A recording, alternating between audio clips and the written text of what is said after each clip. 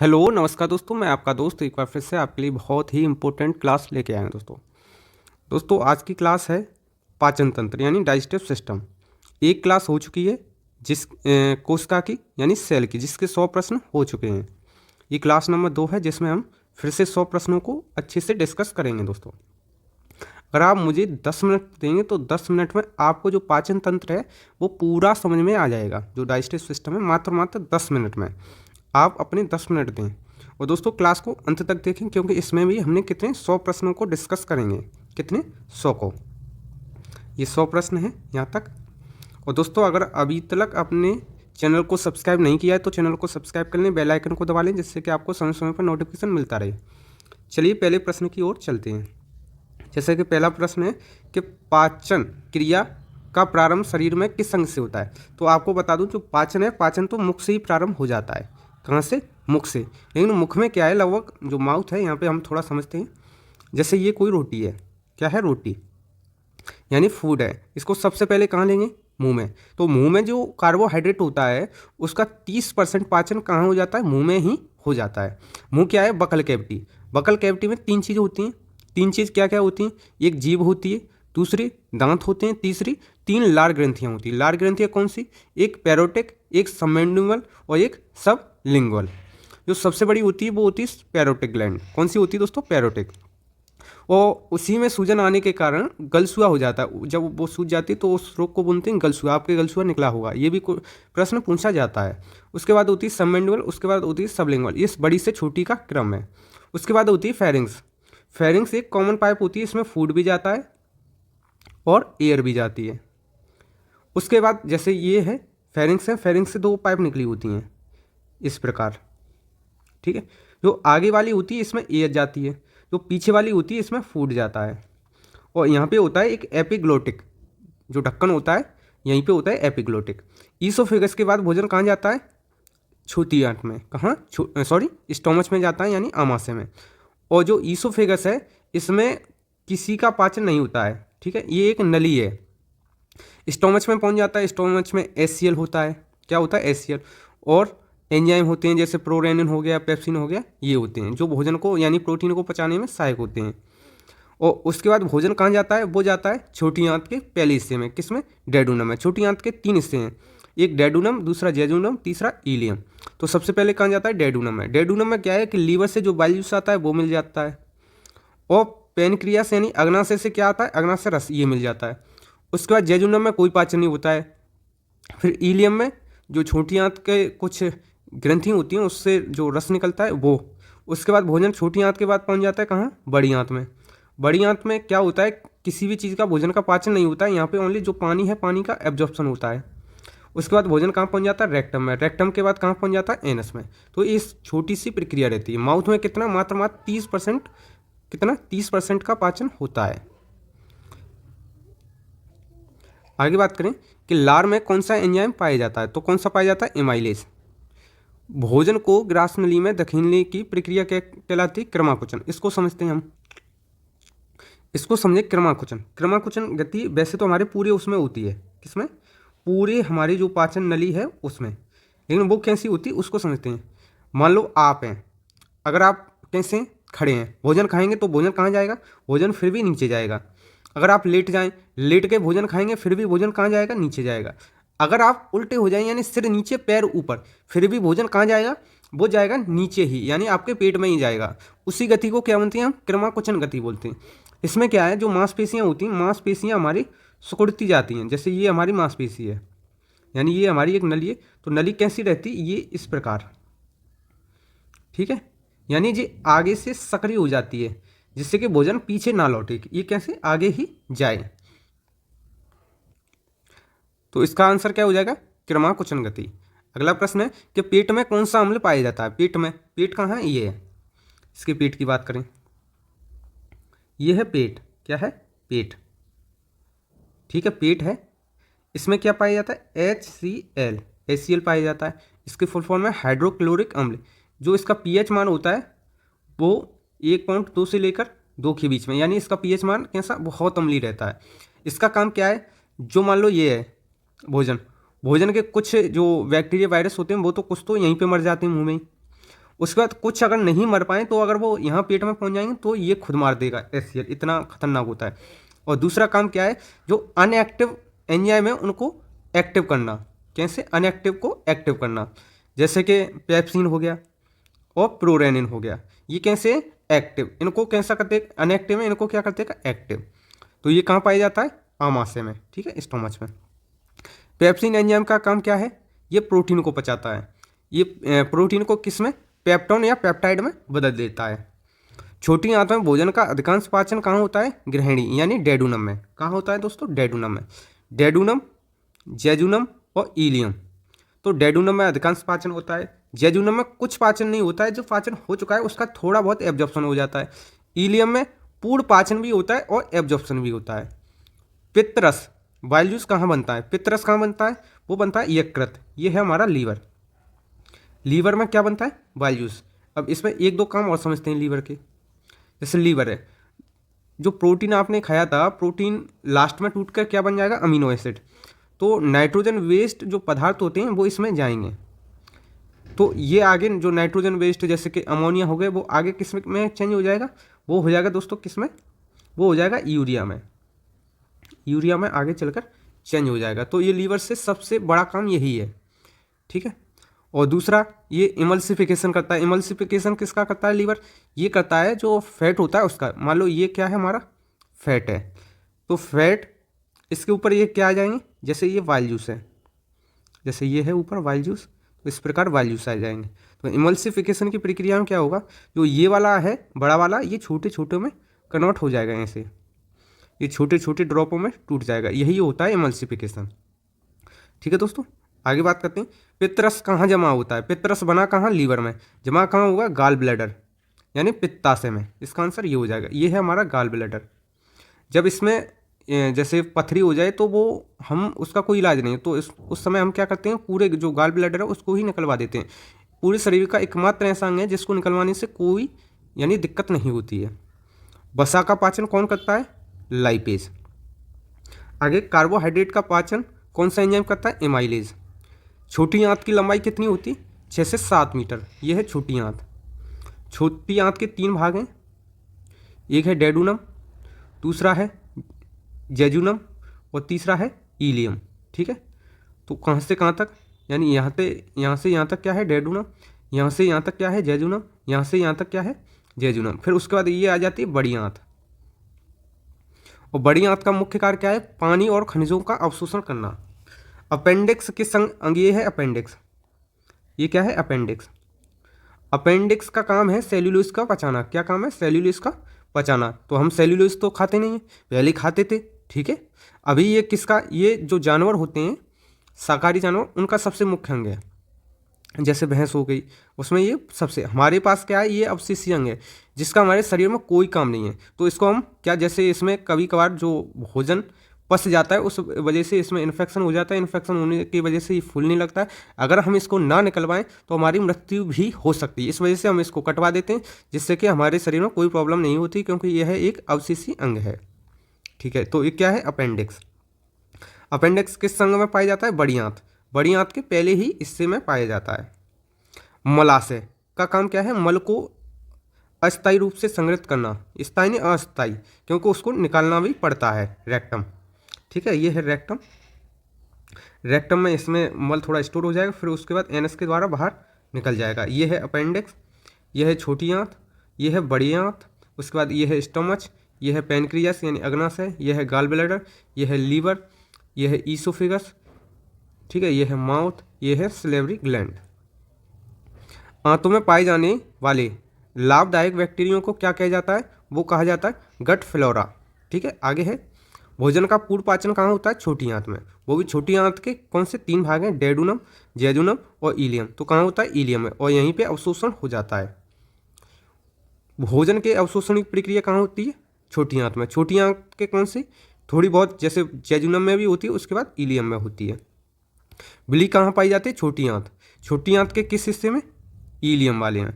बिली का कार्य क्या है? अवशोषण के लिए सतह क्षेत्रफल का बढ़ाना। आगे है अग्नाशय यानी पेनक्रियास। कौन सा रस स्रावित करता है? अग्नाशय रस। अग्नाशय रस कौन कौन से एंजाइम होते हैं, जैसे इसका LAT, लेट से आप याद करते हैं, जैसे लाइपेज, एमाइलेज और ट्रिप्सिन। कौन कौन से, अगर आप लेट, ये इसकी ट्रिक है, lipase, amylase, trypsin. Trypsin enzyme का काम क्या है, प्रोटीन का पचाना। लाइपेज एंजाइम का काम क्या है, वसा का पचाना। मानव शरीर में कौन सी ग्रंथि सबसे बड़ी ग्रंथि है, वो क्या है, यकृत। यकृत का कार्य क्या है, जो अमीनो एसिड होती है वो वाले वेस्ट को किस में बदल देता है, यूरिया में, यानी अमोनिया को, नाइट्रोजन जो वेस्ट होते हैं उसको किस में बदल देगा, यूरिया। यूरिया कहाँ चला जाएगा, ब्लड में, और उसके बाद ये कहाँ जाएगा, किडनी में। किडनी इसको फिल्टर कर देगी, फिल्टर करने का जो अच्छा जो ब्लड है वो बाहर निकाल देगी, प्योर ब्लड। उसके बाद जो यूरिया वाला पदार्थ है वो ब्लडर में चले जाएगा, यानी यूरिन, और वो उसके बाद बाहर निकल जाएगा। आगे में पित्त रस का रंग कैसा होता है, ये कैसा होता है, हरा पीला। पित्त रस का कार्य क्या है, वसा का इमल्सिफिकेशन करना। वसा का इमल्सिफिकेशन वही होता है, जैसे ये है, इसके ऊपर ऐसे ड्रॉप आ जाएंगे, किसकी, ये आ जाएंगे दोस्तों वाइल जूस के, ये क्या है, वाइल। और उसके बाद ये आगे कैसे टूट जाएगा, इस प्रकार। यही क्या होता है, इमल्सिफिकेशन। जठर रस यानी गैस्ट्रिक जूस कहाँ बनता है, पेट में, यानी आमाशय में। जठर रस में कौन कौन सा होता है, पेप्सिन और प्रोरेनिन। कौन सा, प्रोरेनिन। प्रोरेनिन या रेनिन, ये जो बच्चों का दूध होता है उसका पाचन करता है। ये है, एक समय के बाद ये खत्म हो जाता है, प्रोरेनिन, दूध के पाचन में। और वो भी कौन सा, कैसिन प्रोटीन को पचाता है। भोजन के पाचन में कितना समय लगता है, लगभग 24 से 72 घंटे। वहीं जो भोजन है 4 से 5 घंटे कहाँ रहता है, हमारा आमाशय में। आमाशय यानी स्टोमच में। भोजन में उपस्थित शर्करा को क्या कहा जाता है, ग्लूकोज। ये कुछ स्टेज होती है लीवर की, जो डैमेज होता है उसकी। ये है हेल्दी लीवर। उसके बाद फैटी होगा, फैटी के बाद फेब्रोसिस, फेब्रोसिस के बाद सिरोसिस, सिरोसिस के बाद लीवर कैंसर भी हो सकता है। तो आप जब आपका फैटी लीवर हो जाए तो आप इसको यहीं पे ठीक कर लें। आगे भोजन में उपस्थित प्रोटीन को क्या कहते हैं, अमीनो एसिड। क्योंकि जो प्रोटीन है, प्रोटीन का जो लास्ट पाचन होगा उसको क्या बोलते हैं, अमीनो एसिड। ठीक है, अमीनो एसिड। भोजन में उपस्थित वसा को क्या कहते हैं, फैटी एसिड या ग्लिसरॉल। कार्बोहाइड्रेट किस में परिवर्तित होता है, ग्लूकोज में, लास्ट में। प्रोटीन किस में परिवर्तित होता है, अमीनो एसिड में। वसा किस में परिवर्तित होता है, फैटी एसिड में, जब उसका पाचन हो जाता है। पाचन तंत्र का कौन सा हिस्सा भोजन को चबाने में मदद करता है, दांत, जो उसको भोजन को पीसते हैं। दांत कितने होते हैं, वयस्क में 32 होते हैं, बच्चों में कितने होते हैं, 20 दांत, जिसको हम दूध के दांत बोलते हैं। ये एक बार टूट जाने के बाद दोबारा आते हैं। जो दांत के प्रकार होते हैं, इंसीजर, कैनाइन और प्रीमोलर और मोलर, ये 4 प्रकार के दांत होते हैं। पाचन तंत्र का कौन सा हिस्सा भोजन को निगलने में मदद करता है, वो है जीभ। पाचन तंत्र का कौन सा हिस्सा भोजन को मिलाने में कार्य करता है, वो क्या है, पेट। पाचन तंत्र का कौन सा हिस्सा भोजन को मिलाने में मदद करता है। पाचन तंत्र का कौन सा हिस्सा पोषक तत्वों को अवशोषण में काम करता है, छोटी आंत, छोटी आंत का इलियम। पाचन तंत्र का कौन सा हिस्सा पानी का अवशोषण करता है, बड़ी आंत। पाचन तंत्र का कौन सा हिस्सा अपशिष्ट को बाहर निकालता है, मलाशय और गुदा। पाचन तंत्र में कौन से हार्मोन भूख को नियंत्रित करता है, वो क्या है, ग्रेलिन और लेप्टिन। आगे है, पाचन तंत्र में कौन सा हार्मोन इंसुलिन के स्राव को उत्तेजित करता है, इसका है GIP।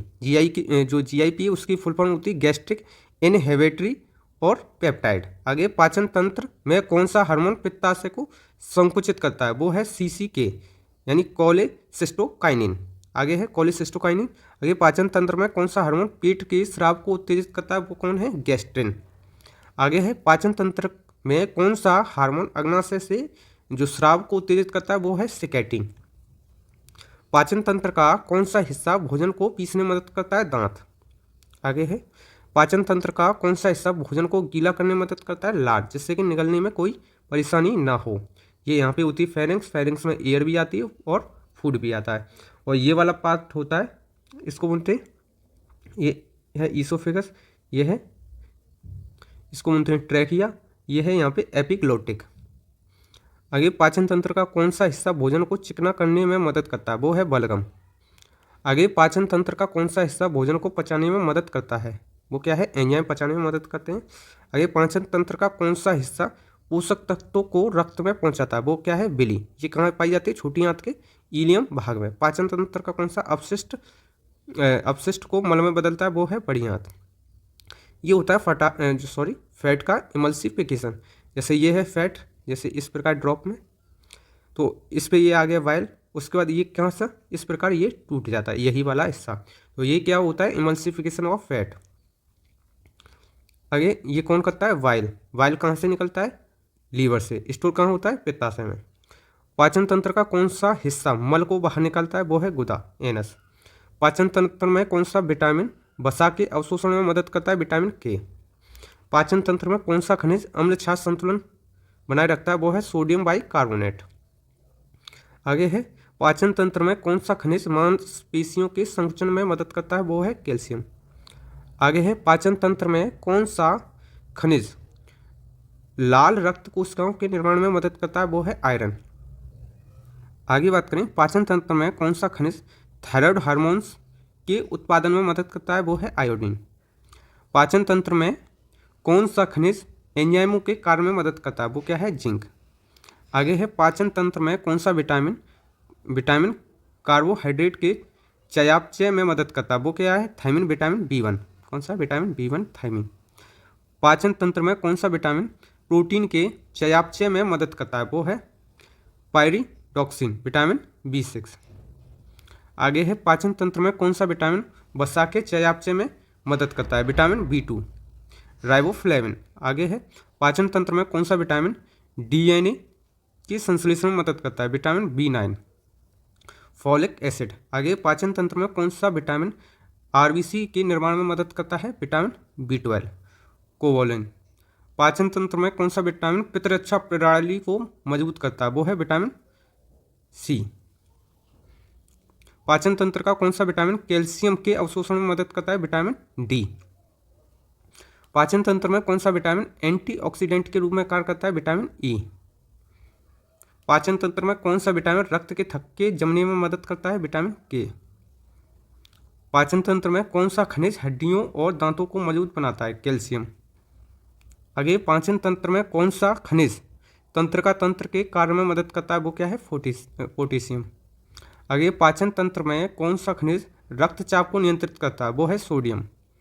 अगला प्रश्न है पाचन तंत्र में कौन सा खनिज जल संतुलन बनाए रखता है, वो है सोडियम। आगे है पाचन तंत्र में कौन सा खनिज मांसपेशियों के संकुचन में मदद करता है, वो है मैग्नीशियम।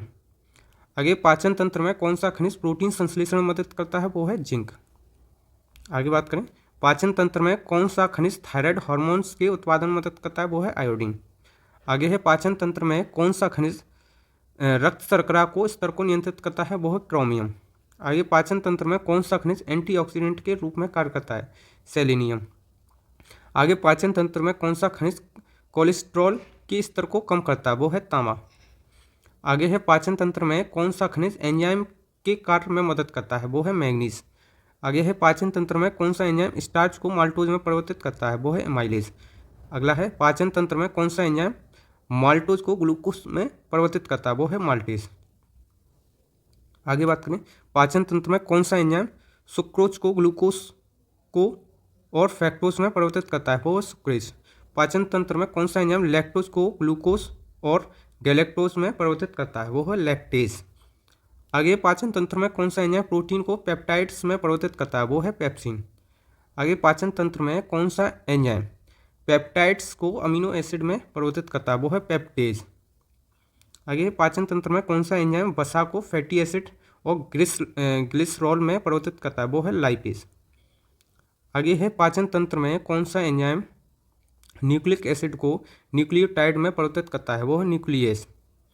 आगे पाचन तंत्र में कौन सा एंजाइम न्यूक्लियोटाइड को नाइट्रोजन बेस पेप्टोज शुगर में और फास्फोड में परिवर्तित करता है, वो है न्यूक्लियोटाइडेज। आगे पाचन तंत्र में कौन सा एंजाइम फास्फेट को हटाता है, वो है फॉस्फेटेस। आगे पाचन तंत्र में कौन सा एंजाइम अमीनो एसिड को डी अमीनोनेट में करता है, वो है डी अमीनोनेज। आगे पाचन तंत्र में कौन सा एंजाइम यूरिया का उत्पादन करता है, वो है आर्जिनेज। आगे बात करें पाचन तंत्र में कौन सा एंजाइम हाइड्रोजन पेरोक्साइड को पानी और ऑक्सीजन में परिवर्तित करता है, वो है दोस्तों कैटालेज। आगे पाचन तंत्र में कौन सा एंजाइम लिपिड पेरोक्साइड को कम करता है, वो है ग्लूटाथियोन पेरोक्सीडेज। आगे पाचन तंत्र में कौन सा एंजाइम सुपर ऑक्साइड रेडिकल को कम करता है, वो है सुपर ऑक्साइड डिसम्यूटेज।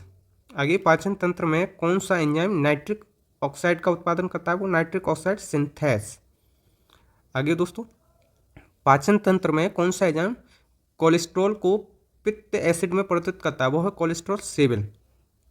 आगे पाचन तंत्र में कौन सा एंजाइम हीमोग्लोबिन को बिलिरुबिन में परिवर्तित करता है, वो है हीम ऑक्सीनेज। आगे है पाचन तंत्र में कौन सा एंजाइम बिलिरुबिन को बिलिरुबिन डाइग्लूकुरोनाइड में परिवर्तित करता है, वो है यूडीपी। आगे पाचन तंत्र में कौन सा एंजाइम आंतों के बैक्टीरिया द्वारा बिलिरुबिन को यूरोबिलिनोजेन में परिवर्तित करता है, वो है बैक्टीरियल रेड किट्स। ये थे दोस्तों 100 प्रश्न। अगर आपको क्लास अच्छी लगी हो तो चैनल को सब्सक्राइब कर लें, बेल आइकन को दबा लें, जिससे कि आपको समय समय पर नोटिफिकेशन मिलता रहे दोस्तों। धन्यवाद दोस्तों, नमस्कार।